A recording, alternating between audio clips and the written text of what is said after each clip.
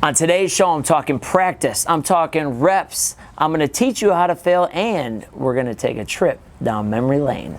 Welcome to Turf Talk, where we teach you how to dominate your sport and take your game to the top, no matter what sport you play.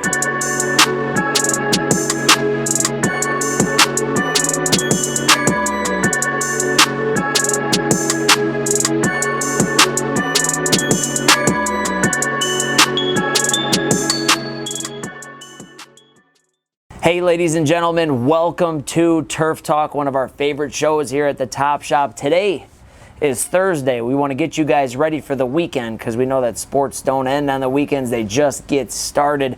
My name is Brett Summers. Again, this show is called Turf Talk. It's here to help you guys get better for your sport, you gals get better for your sport, or you parents out there to help lead your children onto successful athletics careers. If you don't know me, my name is Brett Summers. I'm a strength and conditioning coach and owner of the Top Shop, Top Line Gym in Glendale, Wisconsin. It is a strength and conditioning gym for athletes, and we also coach regular folks like you too. So parents, you got no excuses. You can get in there.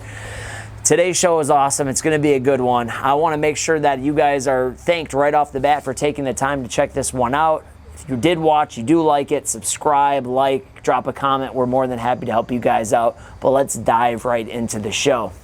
So today we're talking about sports, and it's not all baseball on the show either. That just happened to be my sport of choice. But I want to talk to you guys about getting your reps in.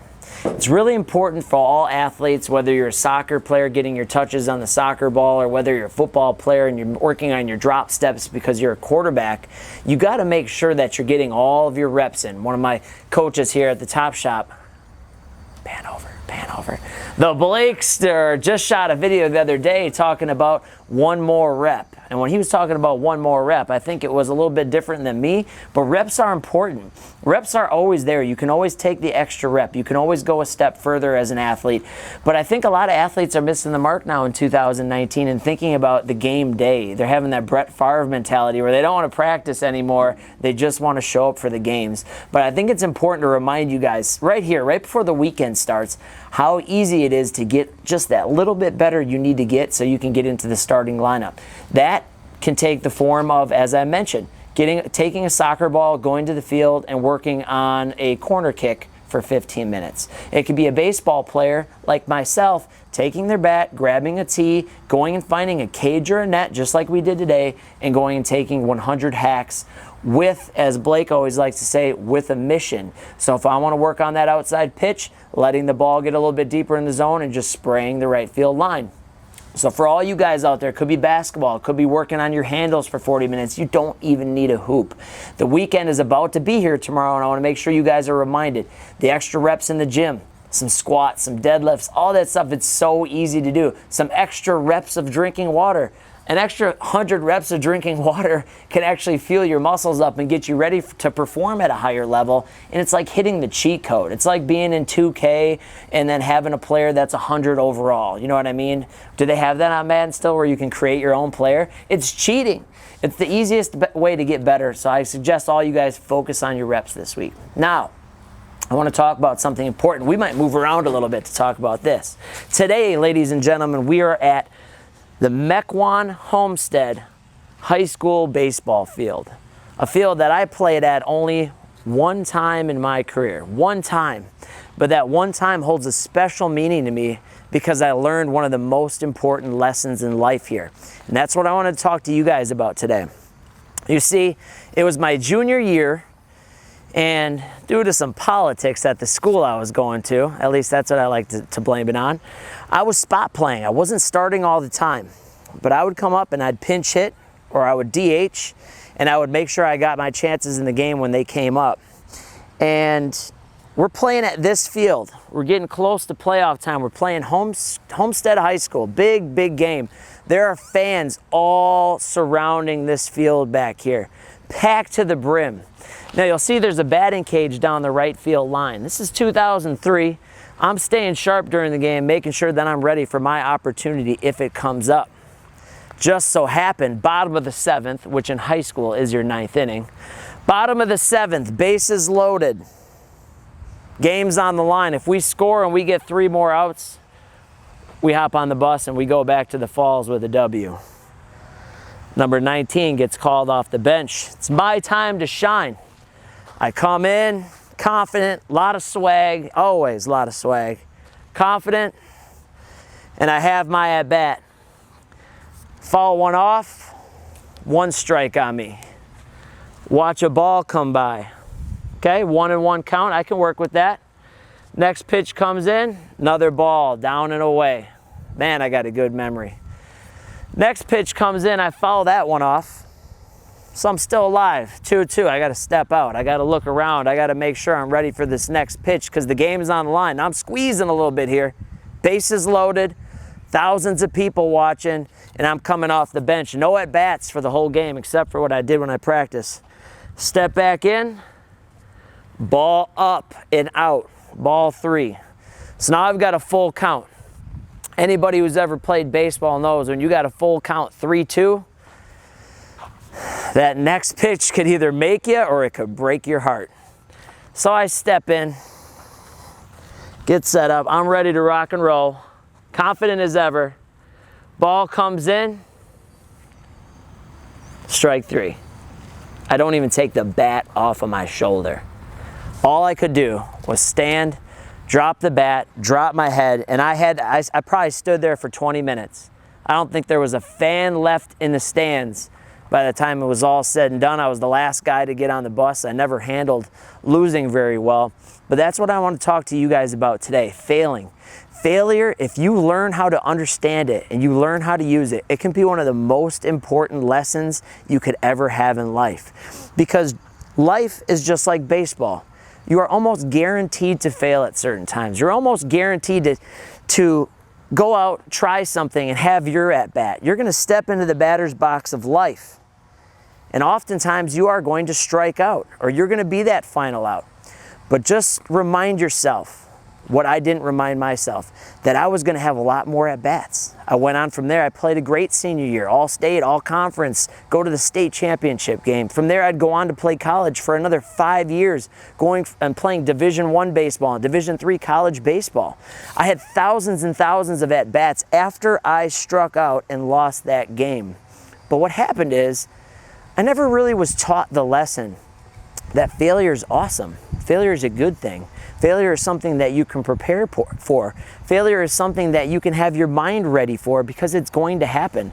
And what happens is when we fail, our insecurities get exposed. When I failed, I was so bummed because I just lost the team for my game. It wasn't even a personal thing. We had 3 runners on base. If I can just get a hit or even walk, I can win us the game. And again, life and baseball aren't too far apart. You're always going to be failing. Baseball is a game of failure. In fact, you can fail 7 times out of 10 and still make it in the Hall of Fame, and that's how life is. So when you're out here in this game of life, right, you're on center stage, all eyes are on you. Don't be afraid of failing. Expect failure. Learn how to handle it. Learn how to use it. Don't try to fail, but try to go put yourselves in situations where that's a possibility and know that you can still live after that. You're not going to die. Unless that ball hit me square in the head and took me out, that's my only real loss that I can have when I'm in that batter's box. But as a young man, I never had that lesson. So here's a few things that you guys can do, guys and girls, to learn how to fail. As a young athlete or a young man or woman, it's always weird to go ask other people or to go talk to girls or to go talk to guys. So if I'm coaching a young guy, I say, why don't you just go talk to a bunch of girls, ask them out on a date? If you're a girl, why don't you go talk to some guys, ask them out on a date? Why don't you go public speak every week until it's no longer a fear for you? You're not afraid of failing. It's just one of those things. Why don't you grab your camera? Let's say you're a young athlete and that you like to play guitar or you like to play piano and you like to sing. Why don't you grab a camera like this, mic yourself up, and sing a song online?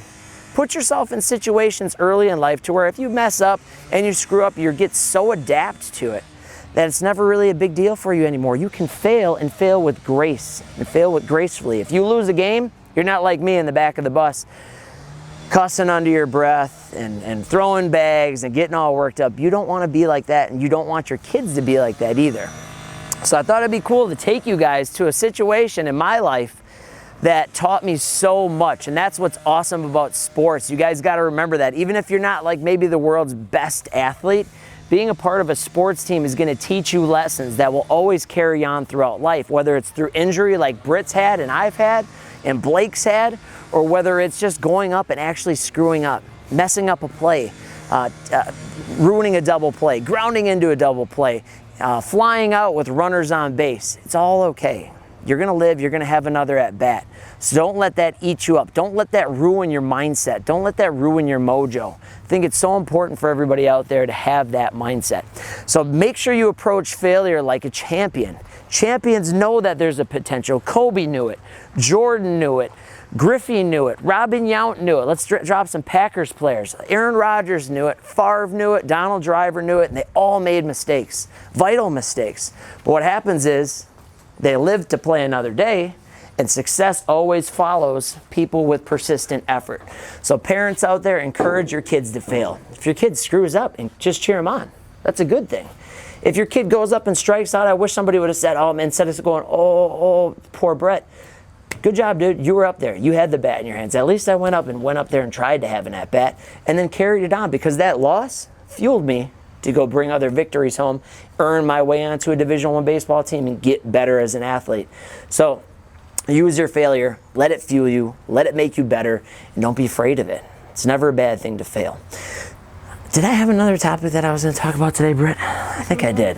Bear with me, ladies and gentlemen. It's been a long morning so far. Long morning, but we're here to give you guys some valuable content. Yeah, my main thing that I wanted to get across today was we've all been there as athletes. We're all going to be there as athletes. We're all going to fail. Did you fail once or twice? Absolutely. Britt, did you fail once or twice? Oh, yeah. It's part of the game. Make sure you guys are prepared for it. Make sure you have your heads on right.